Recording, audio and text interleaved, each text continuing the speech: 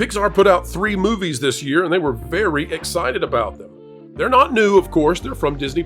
Turning Red, Luca, and Soul were all expected to do quite well, especially since there's essentially no competition at the box office. Surely families would take their kiddos to go see it.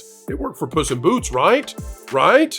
Well, not all right, because it turns out that if you combine them all together, they fail to live up to a re-release that says very much about the state of both Pixar and Star Wars.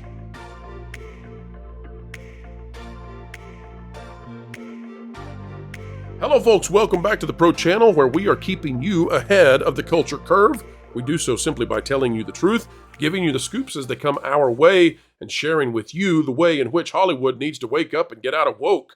Today we're talking to you about how it makes you go broke, specifically with Pixar, which, oh my gosh, released 3 films, and 3 films all combined this year fail combined to meet up with the box office of a single film re-released from Lucasfilm. And no, it's not a Disney Star Wars movie.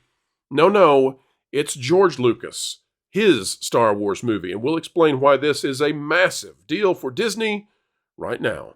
Folks, I need you to get your calculators ready, okay? Everybody got your calculators ready? Audience, do you have your calculators?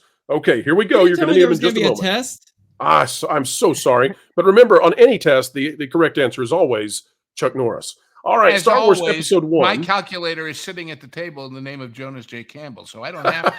People talk about, I saw a movie, so you don't have to. Well, he does the math, so I don't have to. The pressure is on Jonas. All right. So last weekend, Disney re-released Star Wars Episode 1, The Phantom Menace, a George Lucas Star Wars product, not a Disney product. No Disney pixie dust here. It's all the way back from 1999, 25 years old. And let's see how it performed, because this really matters. May 3rd, 2024, after not having been in theaters since 2012, it comes out and it makes 8.7 million, but globally it does even better. It does 15 million, but 8.7 million for the Star Wars that was, not the Star Wars that is. Now, why does that matter? Because we're going to take a look at how other re-releases from Disney have done. Pay close attention. Here's where we need the calculators. All right, looking at re-releases that Disney has had this year before The Phantom Menace. This out of Box Office Mojo, the last one was out of the numbers. We have Turning Red. Now, Turning Red did not make $8 million. Turning Red did not globally make $15 million. Here's what it made. Turning Red made $1.3 million. Luca, which is also Pixar, $1.3 million. And finally, Soul was released, and it made $946,000. Okay, and we can see the releases on Turning Red and Soul are both 2024. Luca does not have that listed because Luca had a tiny, itsy bitsy global release in 2021 that is negligible at best, but technically it makes it show the 2021.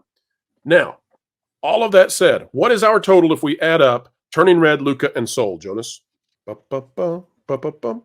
Someone else then. Who do we have who might be able to offer? Never asked me for a math question on anything ever. I'm out of this one. If I just not enough, would it matter?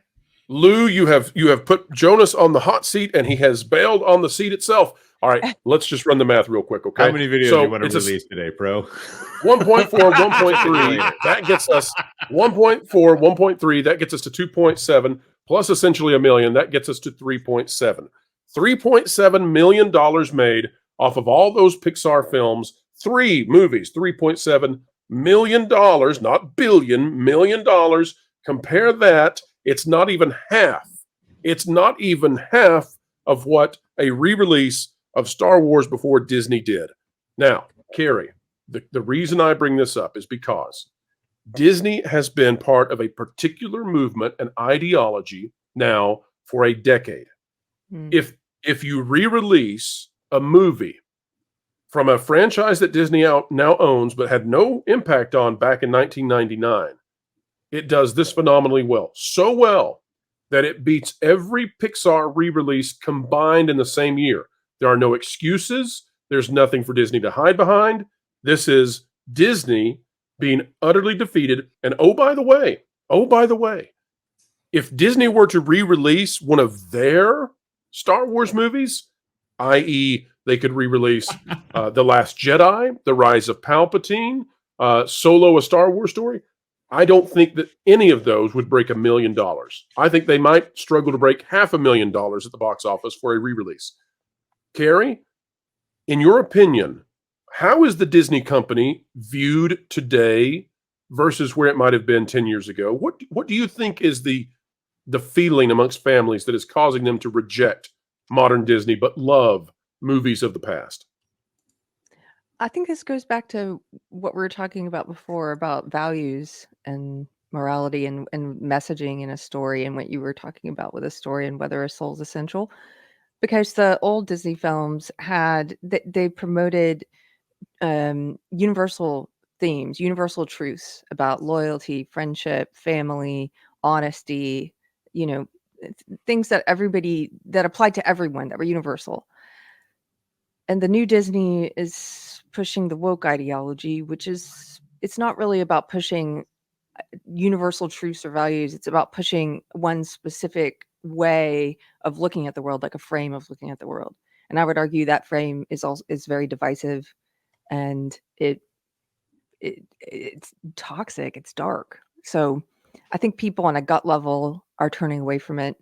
The number that you put up there earlier about 71% of people, that's very encouraging that many people are like, I'm tired of this. Especially since it suggests that the middle is gone, right? It suggests that it's not just the right, but it's the mainstream middle. It's the sensible center. It's just average people. Like this has managed to percolate out into the knowledge of the general populace. Yes.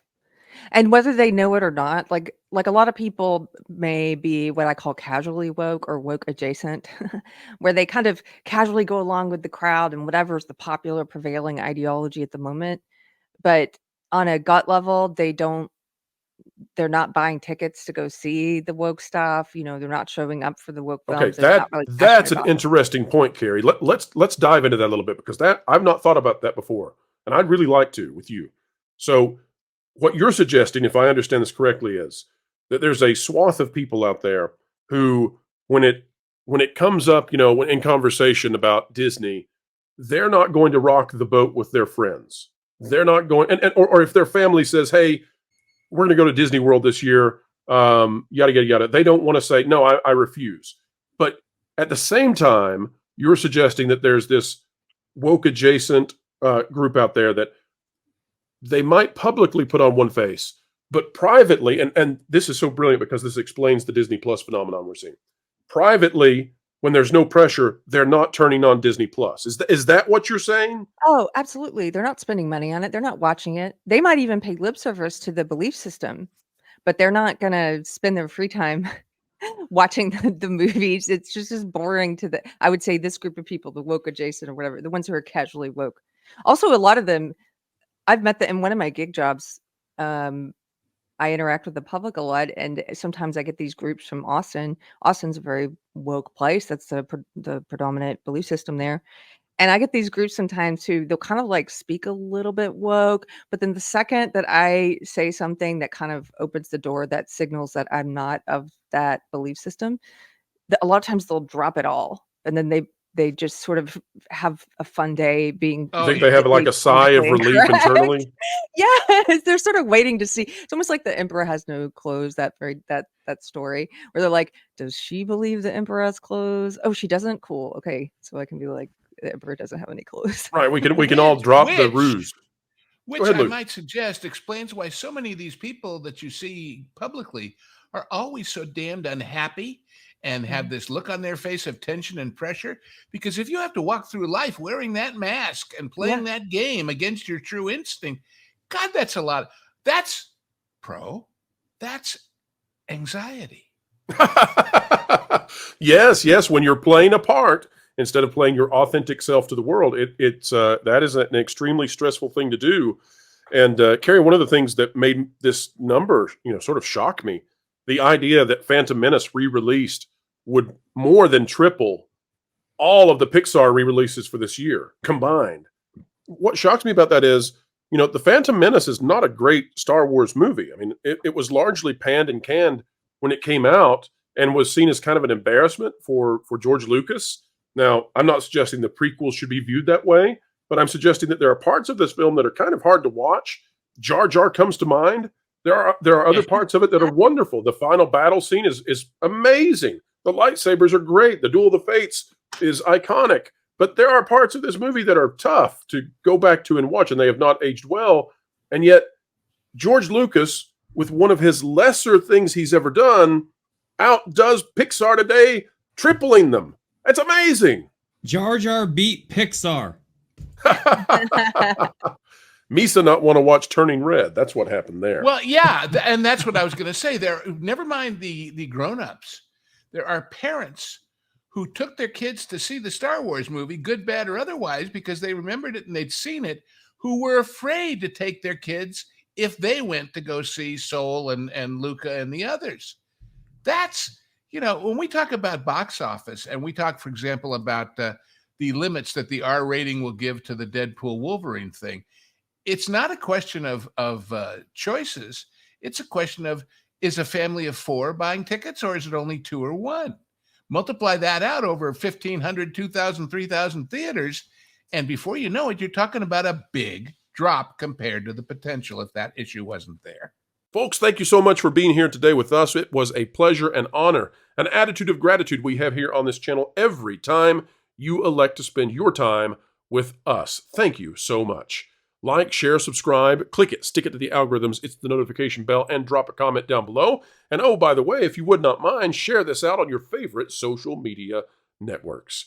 Folks, wherever you are and whatever you're doing, keep learning, keep growing, and keep having fun.